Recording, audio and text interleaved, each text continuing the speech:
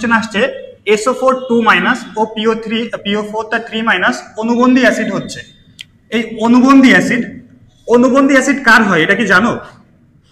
অ্যাসিডের হয় হচ্ছে অনুবন্ধী ক্ষারক, আর ক্ষারকের হয় কি অনুবন্ধী অম্ল অথবা অনুবন্ধী অ্যাসিড। তাহলে কার হচ্ছে আমার অনুবন্ধী অ্যাসিড হবে? ক্ষারকের বা ক্ষারের।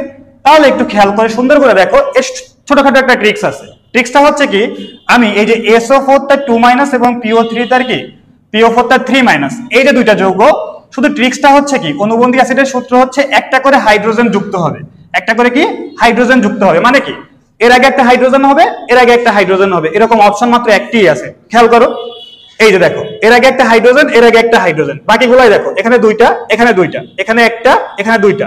কিন্তু আমার শর্ত কি দুইটা জায়গাতেই আমার কয়টা করে যুক্ত হবে? একটা করে। মানে সূত্র হচ্ছে অনুবন্ধী অ্যাসিড হতে গেলে আমার মাত্র একটা হাইড্রোজেন যুক্ত হতে হবে। ধন্যবাদ। সুতরাং অ্যান্সার হচ্ছে কি অপশন বি।